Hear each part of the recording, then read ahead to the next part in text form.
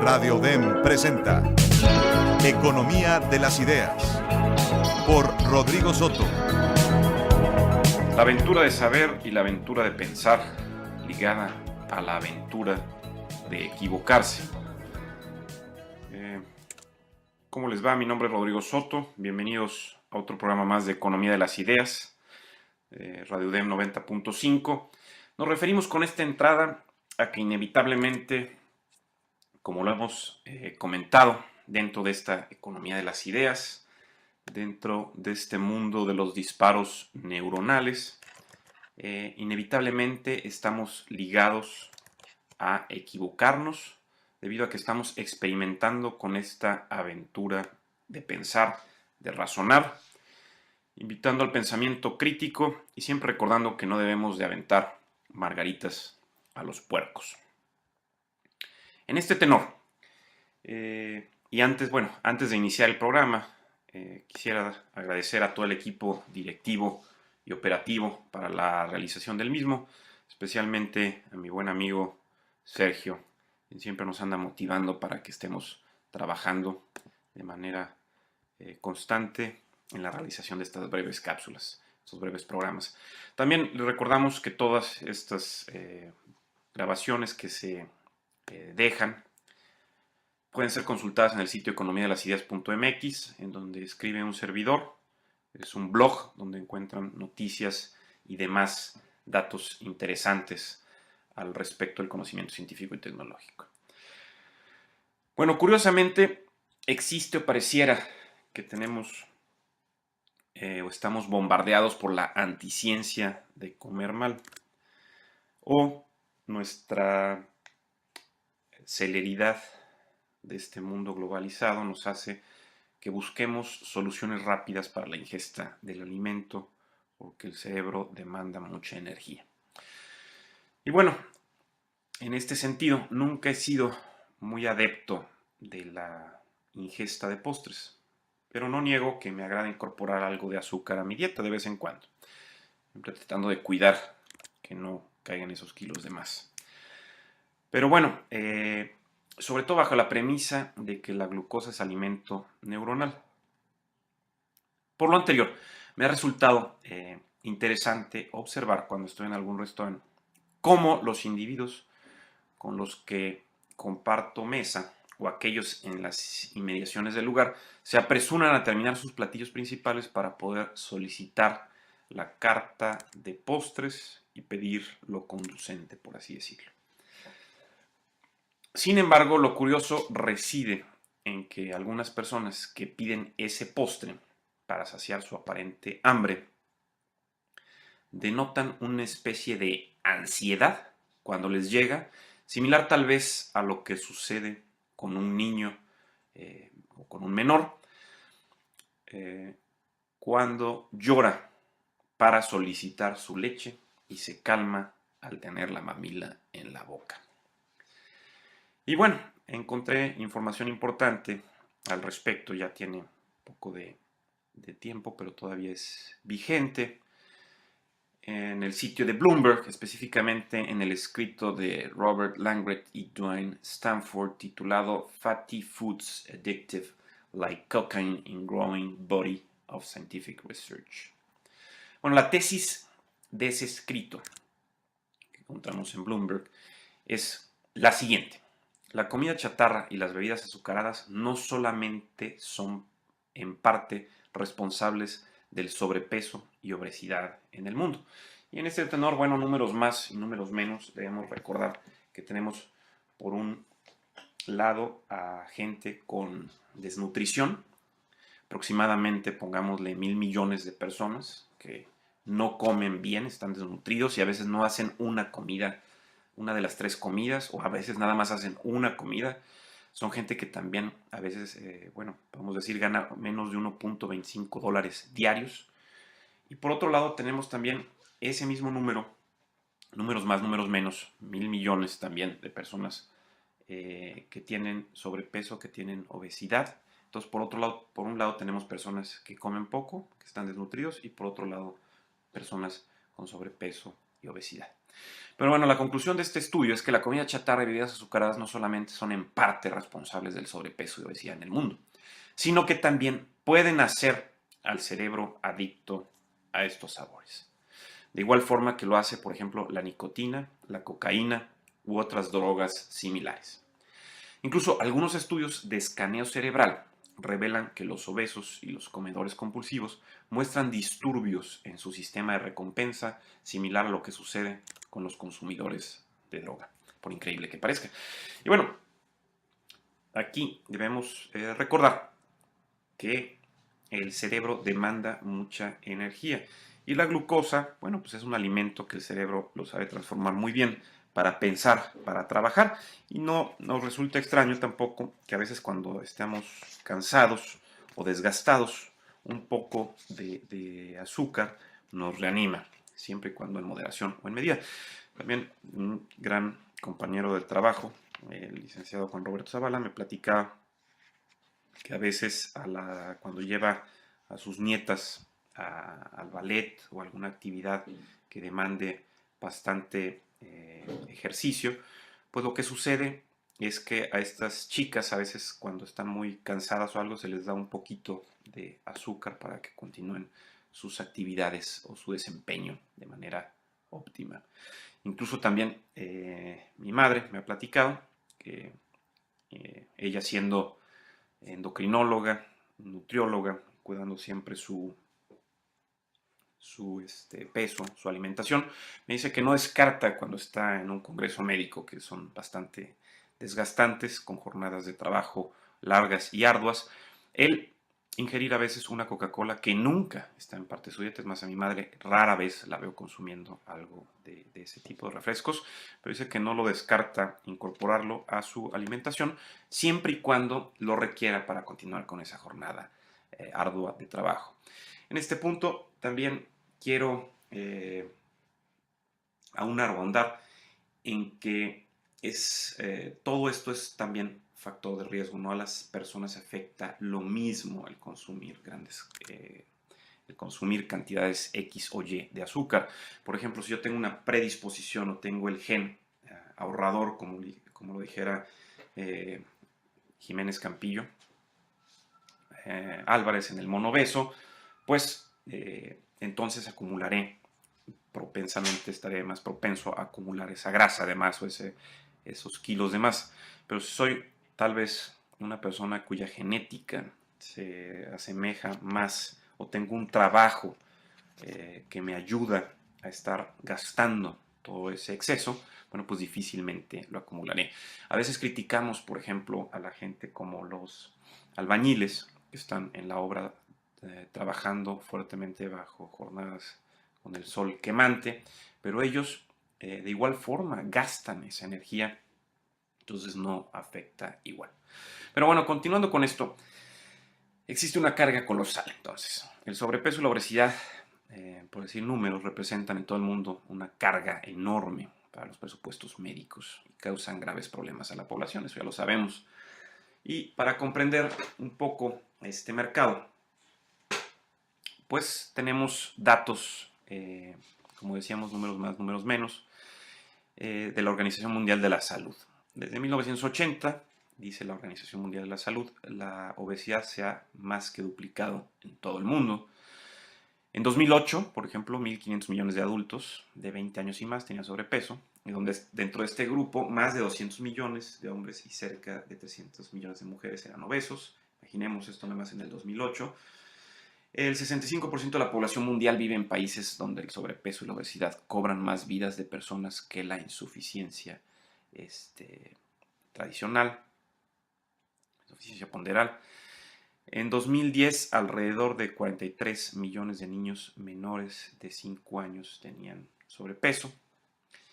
Y en el 2011, por ejemplo, para el caso de México, la CNN nos decía que el mercado de 1.200 millones de personas sufren obesidad y 70 millones son mexicanos obesos y con sobrepeso impactantemente, según obtenido también datos de la Organización Mundial de la Salud. Este problema se estima que genera costos a México por al menos de 150,000 millones de pesos en los siguientes 10 años, y además de generar costos indirectos por 23,000 millones anuales, según lo informó en su momento el secretario de Salud en México, y de acuerdo diciendo que estos datos son del 2011.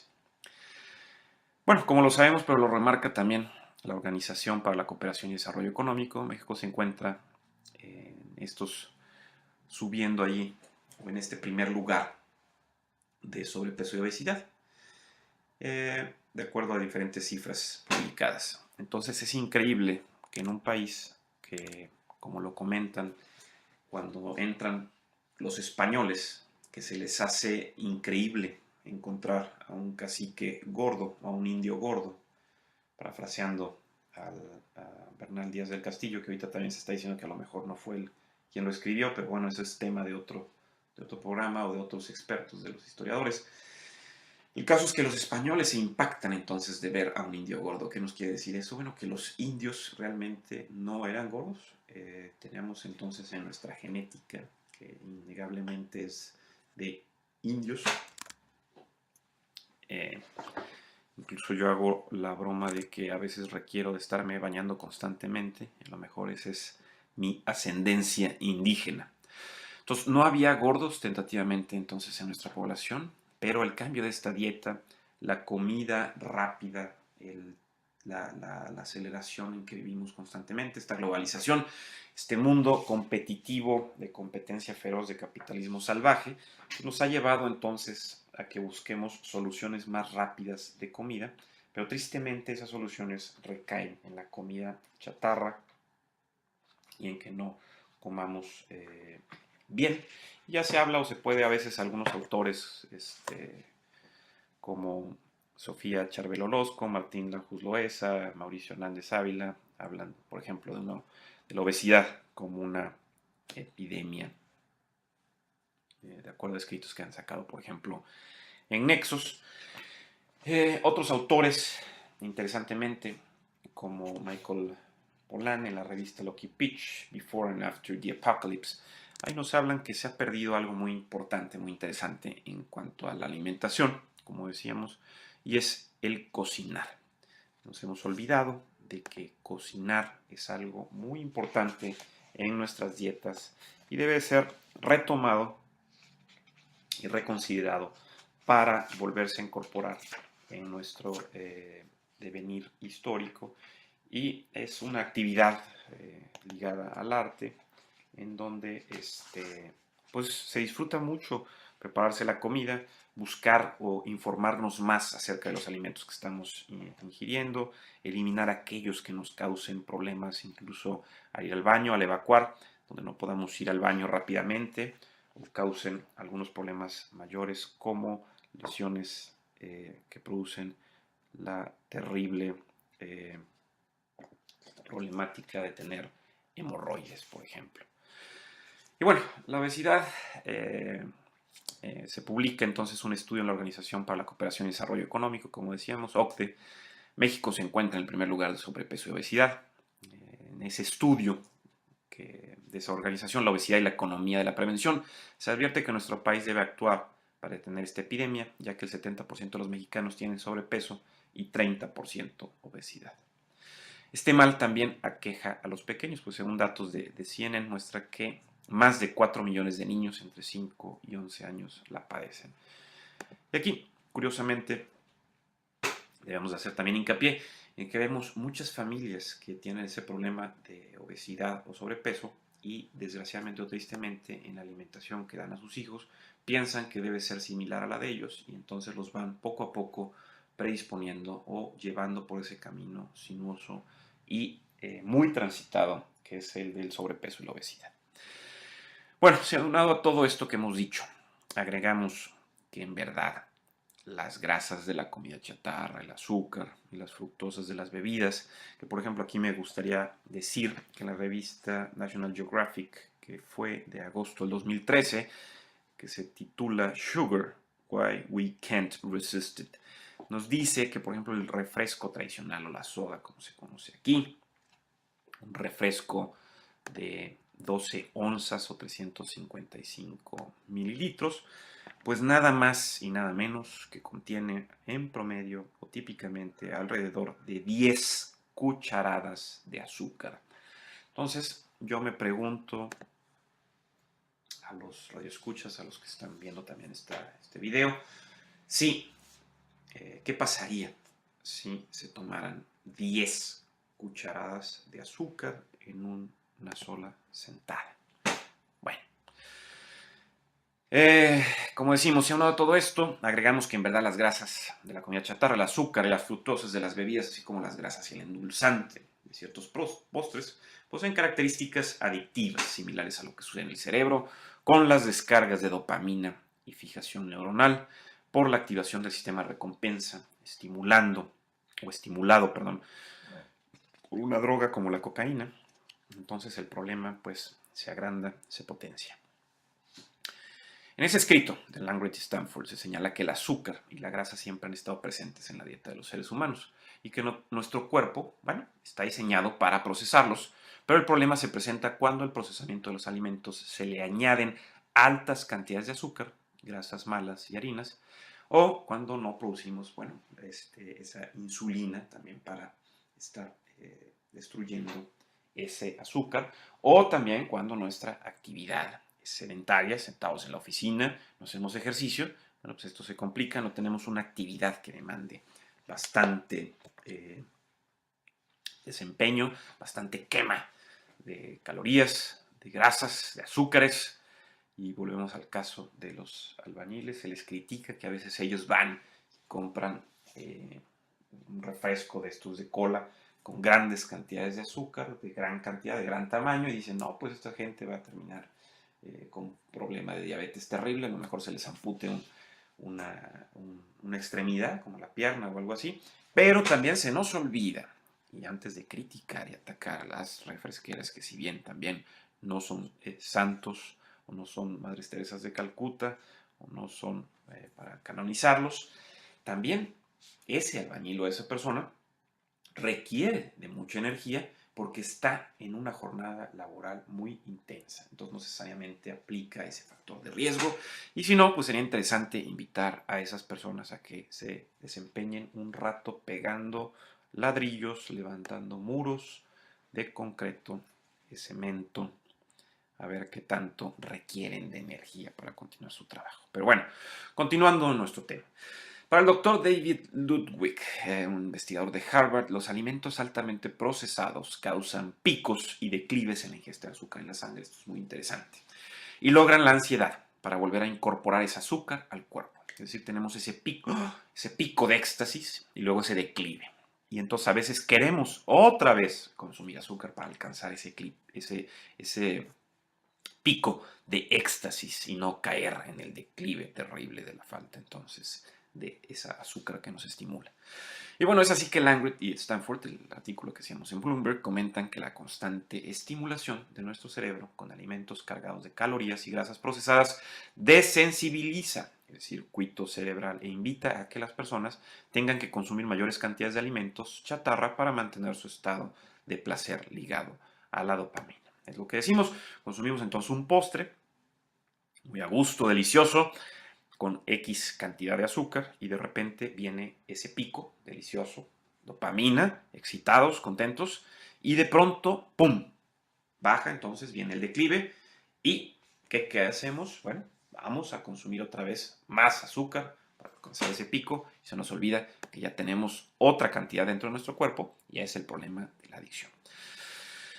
Bueno, corroborando esto, Langret y Stanford hablan sobre un estudio realizado en 2010 en la Universidad de Texas, en donde con resonancia magnética se investigó a 26 mujeres con sobrepeso cuando sorbían una malteada con helado Häagen-Dazs y chocolate Hershey's para determinar las partes del cerebro que se activaban. Bueno, a las mismas 26 mujeres se les volvió a analizar 6 meses después y se descubrió que aquellas que ganaron peso mostraron reducida actividad en el cuerpo o núcleo estriado, que es una región del cerebro que procesa la recompensa. Esto, claro, cuando sorbían de nuevo la misma preparación de malteada. Además, en otros estudios similares se proyectaban fotos de malteadas a ciertas personas y se les examinaba su cuerpo mediante imagen de resonancia y se pudo observar que se prendían las mismas regiones que logran la hiperactividad de un alcohólico cuando está a punto de recibir su trago y mostraron entonces claros síntomas de adicción. Lo que estamos diciendo aquí es entonces esas mujeres que tomaban la malteada con Häagen-Dazs y Hershey's y aquellas especialmente que ganaron sobrepeso después de 6 meses, al darles las mismas dosis de su malteada, pues no alcanzaban ese mismo placer que habían experimentado 6 meses antes. Entonces, ¿qué requerían? Bueno, una dosis mayor. Es como al cerebro adicto o al alcohólico. A veces aquella persona que no está acostumbrada al alcohol toma una copa, 2 copas, a lo mejor siente que ya está en estado de ebriedad o ya se siente un poco mareado. Y aquella persona que está acostumbrada o que tiene más exposición entonces al alcohol, por ejemplo, necesitará 4 o 5 copas para experimentar lo que aquel que no es experto en esa ingesta de alcohol para tener el mismo nivel. Entonces, por exposición no recibimos el mismo placer y estas personas todos requerían más. En otro estudio de la Universidad de Princeton se buscó identificar si las ratas podían hacerse adictas a una solución de agua con un 10% de azúcar, cantidad similar a lo que contiene un refresco embotellado o enlatado, según nos dice esto, ¿verdad? Aunque aquí decíamos, bueno, que de acuerdo a National Geographic, esos refrescos de 355 mililitros contienen aproximadamente unas 10 cucharadas de azúcar, por increíble que parezca. Bueno, pero aquí una solución de agua con 10% de azúcar, que dicen que es cantidad similar a lo que contiene un refresco embotellado, esa solución se les permitía durante todo el día, lo que dio como resultado a que las ratas subieran de peso y que cuando se les bloqueaba la sensación de azúcar con otra droga, mostraban claros signos de ansiedad y estrés, así como temblores por la falta de la misma, como si fueran adictas, según nos dicen Bartley y Hubel en este estudio de Princeton. Lo más impresionante vino entonces en un experimento en Francia. Por ejemplo, en el 2007, Serge Emeth, neurocientífico de la Universidad de Bordeaux, demostró que las ratas, al ser expuestas a tomar agua con sacarina, preferían la misma en comparación a tener cocaína disponible. En resumidas cuentas, su adicción al dulce de la sacarina era más fuerte que la adicción causada por la droga prohibida. Y bueno, de acuerdo a todo esto, es muy interesante remarcar que si bien es cierto que consideramos la ingesta de comida en exceso como una adicción, los datos que aquí presentamos o los estudios que aquí presentamos dan mucho mayor sustento a la capacidad que tienen las grasas procesadas y los azúcares en bebidas de atrapar al cerebro en un ciclo adictivo. Además de que al consumir estos productos de grasas chatarras y azucarados, lesionamos de cierta forma nuestro sistema de recompensa y por ello es que para obtener el mismo placer de la ingesta de esa comida requerimos aumentar la cantidad y de ahí que vengan sin lugar a dudas el sobrepeso o la terrible o temible obesidad. Pero todavía más preocupante, la adicción y fijación de disparo neuronal correspondiente, es que sea similar a lo que se produce con drogas fuertes como la cocaína. Bueno, otros estudios, por ejemplo en Scientific American, A Lean Gene for Local Longevity, se demuestra que una dieta correcta, así como la restricción en la cantidad de calorías requeridas, ayuda directamente a aumentar la esperanza de vida. También The Lancet, en un estudio en 2009, en donde incluyó a 900,000 personas, que la obesidad moderada nos dice que la obesidad moderada reduce la esperanza entre 2 y 4 años y la obesidad severa la reduce hasta en 10 años. Entonces pensemos esto antes de caer en un círculo no virtuoso, sino en un círculo sin retorno, en un laberinto hacia el fondo. Pero bueno, sabemos entonces, o en este tenor, que quienes hayamos disfrutado de la comida, a veces deambulamos guiados por el olfato y el gusto como si fuésemos perros de Pavlov. Y bueno, como decíamos, nuestro órgano rector o el cerebro, quien a pesar de solamente contar con el 2% de la masa corporal, consume aproximadamente el 20% de la energía requerida. Entonces, siempre está ansiando obtener su maná, representado en la tradicional glucosa, con el fin de seguir generando ideas creativas. Entonces, constantemente estamos buscando alimento para el cuerpo y obviamente también para el cerebro. Y al encontrarlo, queremos corroborar la delicia del manjar al contacto con nuestro paladar. Bueno, en este tenor, como lo estamos diciendo, y ya lo comentábamos, de la adicción que pueden causar las comidas chatarra, hay un artículo también interesante para tratar de buscar lo que es bueno para nosotros, y un texto de Ingrid Kiefer titulado Brain Food, se publicó en Scientific American en noviembre del 2007, y la autora nos dice que básicamente, hablando de dietas, la comida que es buena para el cuerpo lo es también para el cerebro.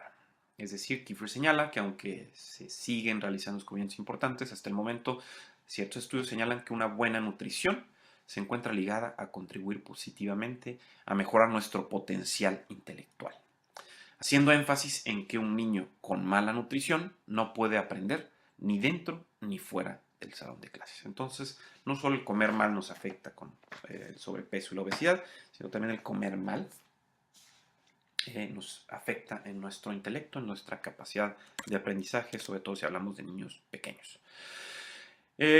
Puntos importantes que se aborda aquí: se remarca que el cerebro humano trabaja mejor cuando los niveles de glucosa se mantienen estables, es decir, eliminando los mencionados picos de azúcar que como vienen se van, como lo decíamos en el estudio de la adicción.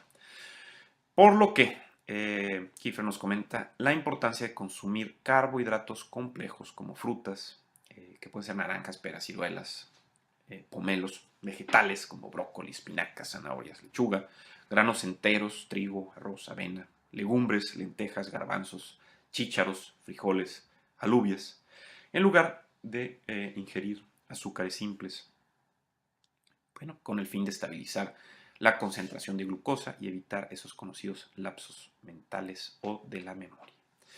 Además, me parece trascendente, aunque ya lo hemos escuchado, la importancia de los horarios para comer, pues la autora señala con determinación que para tener agudeza mental hay que realizar un buen desayuno, consumir ciertos bocadillos nutritivos durante el día.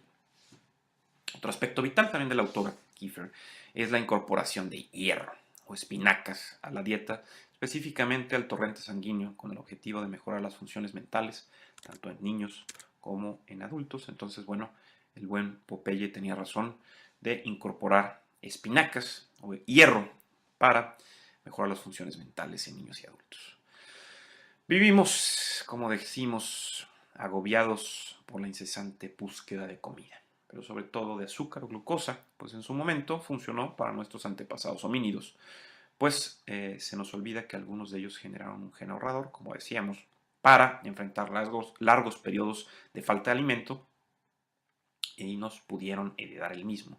Situación en la actualidad se complica, no solamente para saciarnos, sino a veces para comer con glotonería, creando cambios disruptivos en los depósitos grasos y de glucosa en el cuerpo, que se traducen en transformaciones en la fisonomía del reflejo que vemos en el espejo. Y bueno, si bien los picos rápidos de glucosa pueden causar adicción, también nos sirven cuando requerimos energía inmediata, no hay que olvidarlos, para afrontar cierta reunión, realizar un examen, escribir algún artículo, dar una conferencia, manejar el auto, caminar, al no haber comido adecuadamente o al sentirnos cansados o desgastados.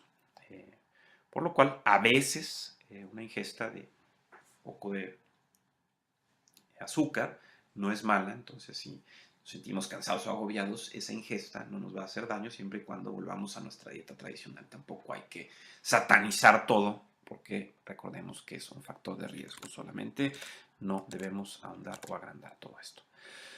Pero bueno, me gustaría decir algunas de las provisiones para el poder cerebral, como lo llama y describe Ingrid Kiefer, en donde requerimos entonces carbohidratos, proveen glucosa para energía y se encuentran en granos y frutas.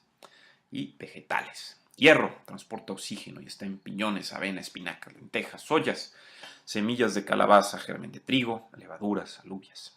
Calcio, conductor para las señales neuronales y se encuentra en la leche y derivados, legumbres, nueces, germen de trigo, semillas, brócoli. Zinc, lo importante para la concentración de la memoria, encontrándose en huevos, queso, pescado, zanahorias, papas, pan de grano entero. Vitamina B1 ayuda al metabolismo de la glucosa y en la función de células nerviosas. Podemos obtener en la ingesta de avena, germen de trigo, legumbres, nueces, como ya lo dijimos. Omega 3 construye membranas en las células y se localiza en el pescado, espinacas, aceite de cacahuate, aceite de soya, aceite de semilla de uva. Cafeína, dice que moderado, dilata los vasos sanguíneos en el cerebro, aumenta la concentración y la memoria y se encuentra obviamente en el café, té negro y verde. Bueno, se nos acaba el tiempo. Esto fue un programa más de Economía de las Ideas, hablando de la alimentación, hablando de la dieta cerebral, hablando de la adicción a la comida chatarra. Mi nombre es Rodrigo Soto y les recuerdo entonces que pueden ver todas estas colaboraciones dentro del sitio economiadelasideas.mx. Muchas gracias y nos vemos en la siguiente. Radio DEM presentó Economía de las Ideas por Rodrigo Soto.